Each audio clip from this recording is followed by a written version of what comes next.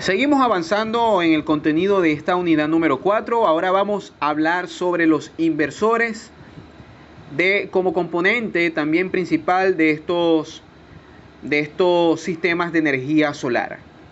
Los sistemas fotovoltaicos generan energía de corriente directa y las baterías solo pueden almacenar la energía en forma de corriente directa. La mayoría de los aparatos y cargas operan con corriente alterna. Por su naturaleza, la corriente directa no es compatible con la corriente alterna. Ya yo voy a hablar de manera muy secuencial lo que es la corriente directa y la corriente alterna porque quedó bien explicado en las clases pasadas. Por lo que se hace necesario un puente entre esas dos corrientes. Si tú no puedes mezclar, tú no puedes conectar equipos de corriente directa con corriente alterna, necesitas un puente, y ese puente entre esos dos elementos es el inversor. El propósito fundamental del inversor en un sistema fotovoltaico es cambiar la corriente directa de los módulos fotovoltaicos y de las baterías a corriente alterna y finalmente posibilitar el funcionamiento de las cargas de corriente alterna. Se basan en el empleo de dispositivos electrónicos que efectúan a modo de interruptores, permitiendo interrumpir las corrientes e invertir su polaridad. ¿Ok? Aquí vemos una imagen de cómo se visualiza el inversor y por supuesto todo este esquema de transformación de corriente ocurre a lo interno del dispositivo electrónico que tiene su ingeniería, sus componentes electrónicos internos que hacen dicho trabajo y tienen su desempeño. Dentro de las especificaciones de inversores en sistemas fotovoltaicos autónomos ya hemos conversado anteriormente sobre los inversores off-grid y inversores on-grid en el video donde explicábamos los inversores. Y entre esas especificaciones es importante recalcar que un inversor tiene una potencia de salida de corriente alterna en watts. Nos indica cuánta potencia puede brindar un inversor durante su operación y esa se debe elegir un inversor que satisfaga la demanda pico del sistema. Es decir, el inversor puede ser capaz de manejar todas las cargas de corriente alterna que puedan estar encendidos al mismo tiempo. Yo no puedo decir voy a usar un inversor de 3000 watts en la salida cuando tengo más de 3000 watts en carga, porque sencillamente el inversor no va a funcionar. ¿Ok? Entonces es importante tener ese control o esa potencia pico de operación o durante su operación y poder que esa potencia pueda brindar toda el desempeño o el buen funcionamiento de un inversor. Es importante también como segundo punto de las especificaciones, que el voltaje de entrada de corriente directa ocurre desde la batería. El inversor especificará qué salida de voltaje nominal de corriente directa permite desde las baterías y los voltajes pico típicos de estos mismos inversores son de 12, 24 y 48 voltios. Yo tuve la oportunidad de trabajar con estos tipos de inversores, especialmente el de 48 voltios. Especialmente el de 24 voltios. Yo he trabajado con los tres, ¿ok? Y sé bien cómo es su funcionamiento y cómo se regula la corriente y cómo es la operatividad de los cambios de estos sistemas. Y ahorita, ya en una de sus especificaciones, vamos a conocer cómo es esa variación de frecuencia, porque es que nosotros en el sistema de la red eléctrica nacional vemos cómo el voltaje fluctúa o se mantiene entre un intervalo de 110 a 125 voltios, y como estos inversores en su mayoría trabajan con onda pura, tiende a permanecer en un intervalo más bajo, y esa diferencia se nota al momento de él hacer un cambio de operatividad en el sistema. El voltaje de salida es otra especificación de los inversores. El inversor especificará en el voltaje de salida la corriente alterna. Normalmente los inversores trabajan como valor típico la corriente de 220 voltios, pero por supuesto he tenido la experiencia de instalar equipos 110. Normalmente los inversores 220 tienen mayor rendimiento, ¿ok? Sin embargo, no implica a que esto no significa que no existan inversores de valor de voltaje de 110 en corriente alterna. Entonces, es importante tener eso en cuenta. De hecho, eso era lo que quería explicar, porque otro de las especificaciones es la frecuencia, ¿no? El inversor pues debe mantener, en el caso de Venezuela y de algunos países, la mayoría de los países latinoamericanos, usan una frecuencia en su salida de 50 a 60 Hz. ¿Ok? Recuerdo en una oportunidad, la mayoría de estos inversores en el display muestran en la pantalla la frecuencia en la que él está trabajando, ¿no? Y una fluctuación eléctrica, el popular bajón, ¿ok? Ocurre el bajón y una variación de frecuencia. Eso me llama la atención porque yo cuando veo en la pantalla el equipo se desconfiguró, ¿ok? Se desconfiguró y se mostró, de hecho, no tuve la oportunidad de tomarle una foto porque fue rápido, pero sí logré visualizar, sí tuve la oportunidad de tomar una foto del aumento del voltaje en un tomacorriente, donde la frecuencia llegó a 72. El equipo se descontrola y empieza a sonar, a tener un sonido, un pito muy, muy fastidioso, ¿no? Pues me estaba indicando que había un error. Y él empieza a sonar porque era un equipo inteligente, un inversor inteligente, y empieza a sonar pi, pi, pi, pi. Y nosotros automáticamente pues detuvimos la operación del equipo y medimos en el tomacorriente y llegaba a 200. En ese momento pues ya había bajado un poco, pero la medición llegaba a 260 y pico, 65, si mal no recuerdo, del voltaje, ¿no?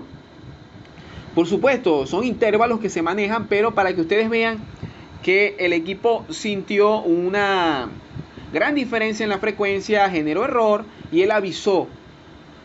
Y eso me llevó a mí a colocar un protector tanto en la entrada de la corriente eléctrica de la red de Corpoelec como en el sistema general. Colocamos unos contactores, unos temporizadores, y de esa manera controlamos el sistema un poco mejor para evitar inclusive que el sistema pues se viera afectado por esas fluctuaciones que a veces son, de verdad, honestamente les digo, bastante locas, ¿no? Pero eso ocurre. No sé si ocurra en otros países, pero aquí en Venezuela ha ocurrido, pues lo vi. Entonces tenemos que tener mucho cuidado en esa frecuencia. Sin embargo, los inversores, fíjense que el inversor no le pasó absolutamente nada, él detectó la falla y siguió. Después lo prendimos, empezamos a evaluar la operatividad y gracias a Dios no ocurrió mayor cosa, pero esas son consideraciones que nosotros tenemos que tener al momento de instalar estos equipos aquí en este país donde hay muchos problemas de electricidad. ¿ok? Es importante que se le haga saber al cliente, inclusive, que eso lo vamos a hablar en el dimensionamiento de las instalaciones de estos equipos, el qué hacer y qué no hacer, ¿ok? Porque a veces hay momentos donde inclusive no tienes ningún tipo de plano eléctrico y te puedes encontrar con muchas sorpresas a lo interno de la infraestructura, ¿ok? Un inversor pues debe mantener una salida de 50 a 60 Hz. Las características deseables de un inversor son, digamos, que tienen alta eficiencia. La mayoría de los inversores actualmente convierten un 90% o más de la corriente directa de entrada en corriente alterna de salida, ¿ok? Por eso les comentaba, cuando hay muchos inversores te marcan en el display que están trabajando en 110 voltios, ¿ok? En la salida del inversor para generar corriente alterna, pero cuando tú mides con el amperímetro, con el multímetro, el voltaje, perdón, te das cuenta que el voltaje es en la salida para corriente alterna ya, luego de haberse transformado la corriente, puede que mida entre un intervalo entre 105 y 110 voltios. No es malo, está bien, pero tiene esa diferencia, ¿no? ¿Ok? Los inversores también, pues, baja pérdida de espera. El inversor debe mantenerse en la frecuencia ya mencionada en la salida, a pesar de que varíen las condiciones de entrada. ¿Ok? Es importante entender la fiabilidad del inversor. Él debe brindar la confianza de un bajo mantenimiento a largo plazo. De hecho, estos equipos son extraordinarios, son muy buenos. Existen múltiples marcas, innumerables marcas de buena calidad, de empresas que trabajan y fabrican estos sistemas y son de muy buen desempeño, muy buena calidad, muy buen funcionamiento, y eso es importante al momento de elegir estos componentes que se van a instalar en los sistemas fotovoltaicos. Sin más nada que agregar, los invito a ver el siguiente video para que conozcan el funcionamiento básico de los inversores como componente de los sistemas fotovoltaicos.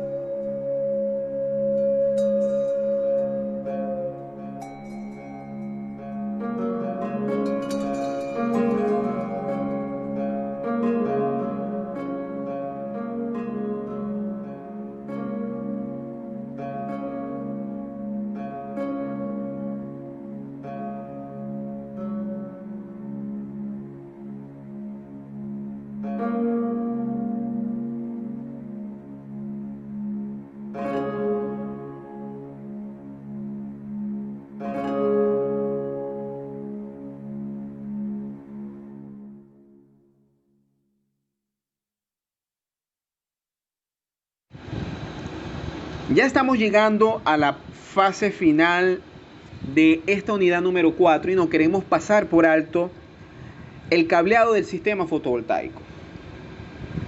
Los sistemas de cableado de corriente directa son diferentes a los sistemas de corriente alterna. Los sistemas de corriente directa usan bajo voltaje y fluyen en una sola dirección, entendiendo lo que ya explicamos en los principios básicos de la electricidad. Los tipos de cables se diferencian en el material conductor y el aislante, por supuesto. Los materiales conductores más comunes ya los hemos conocido desde el bachillerato, son el cobre y el aluminio. El cobre tiene mayor conductividad y por lo tanto, compañeros, puede llevar más corriente que el de aluminio. El conductor puede ser sólido o retorcido. Los materiales conductores retorcidos tienen mayor flexibilidad y son los más recomendados cuando se requieren grandes extensiones de cable. El aislamiento que recubre el conductor debe brindar protección contra el calor, la absorción, la humedad, la radiación ultravioleta y los agentes químicos. Los cables que serán expuestos a la radiación solar deberán estar etiquetados resistentes al sol. El aislamiento del cable tiene un código de colores para designar su función y su uso, y de eso existe una tabla donde yo puedo identificar la carga que voy a instalar, los amperios que voy a pasar por ese cable conductor y qué tipo de diámetro puede ser utilizado para esa carga. Diámetro de cable, por supuesto. Para la selección de los cables deben considerar dos criterios importantes. El primero es la capacidad de corriente, que está referida a la capacidad que tiene de transportar corriente. Mientras más grueso es el alambre, tiene mayor capacidad de transportar corriente. ¿Ok? Y el uso de un cable con menor capacidad de corriente puede provocar el sobrecalentamiento en dicho cable conductor, lo que significa pérdida de energía y eficiencia en el momento que él pues hace su recorrido en el cable. Y esto por supuesto hace que el material se derrita y genere cortocircuitos y ocurran daños mayores. Por eso es importantísimo tener en cuenta al momento de hacer una instalación qué tipo de cable voy a utilizar de acuerdo a las cargas que van a ser aplicadas al sistema. Como segunda, consideración para la selección del tamaño de los cables, tenemos que la caída de voltaje o de tensión, que es un elemento o un factor que debemos considerar muy bien, porque se refiere que es la pérdida de tensión a causa de la longitud y resistencia del cable.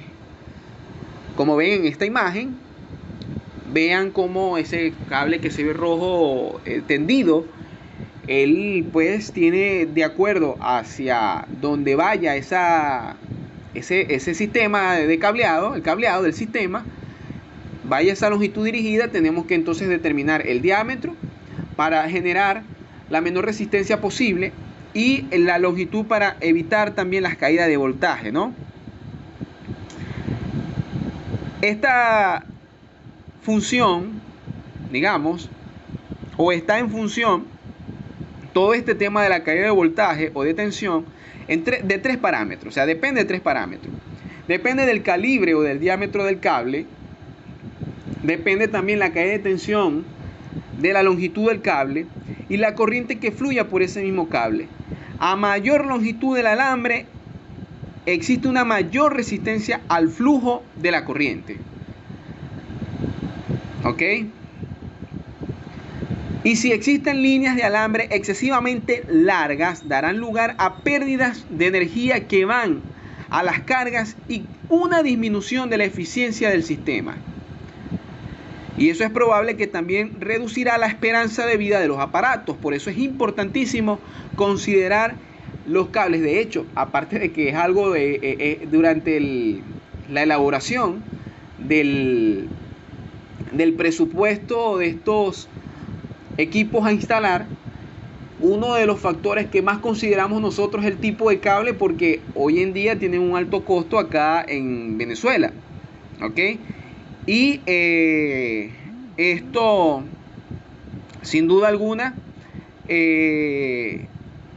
al reducir la esperanza de vida de los equipos, pues se convierte en un dolor de cabeza para no solamente para el usuario, sino para el mismo instalador. Usar un cable más grueso y acortar la longitud de los cables son soluciones para evitar la caída de voltaje, ¿ok? Espero y estén tomando nota de esto, porque esto es importantísimo al momento de la selección del cable. Entonces, se considera que siempre el propietario del sistema podría desear añadir más carga del sistema sin cambiar los cables en las líneas conductoras, ¿ok? Repito, para evitar las caídas de voltaje existen varios parámetros o 3 parámetros fundamentales: el calibre o el diámetro del cable, la longitud del cable y la corriente que fluye por el cable. Ya existen también tablas de medición para determinar el diámetro del cable y todo eso, considerando también que no es el mismo cable que se utiliza para la corriente directa que el que se utiliza para la corriente alterna, ¿ok? Dentro de todo este sistema también existe algo que se llama conexión a tierra. Y la conexión a tierra permite limitar los voltajes debido a los relámpagos y a la subtensión en las líneas o contactos no intencionales con líneas de voltaje superiores. También permite estabilizar los voltajes y brindar la tierra como un punto de referencia común.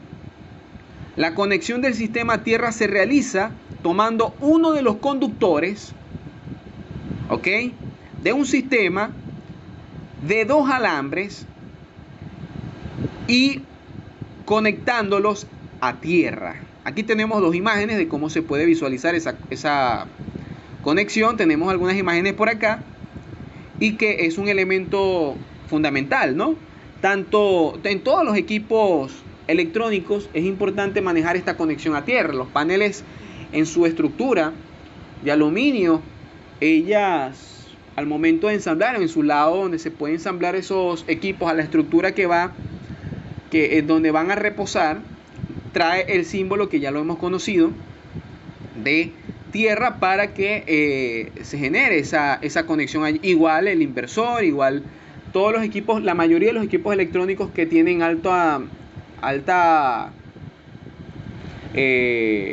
digamos, por donde transcurren o por donde pasan, donde se genera alta potencia, tienen estos elementos de descarga.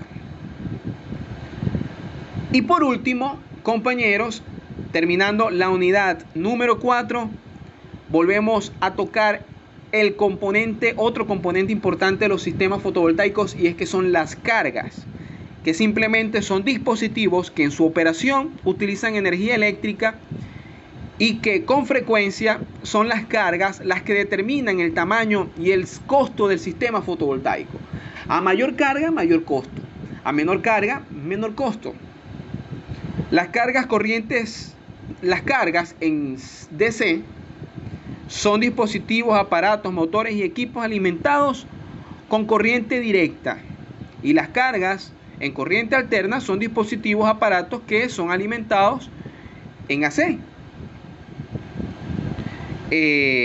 Todos estos elementos y componentes conforman un sistema fotovoltaico.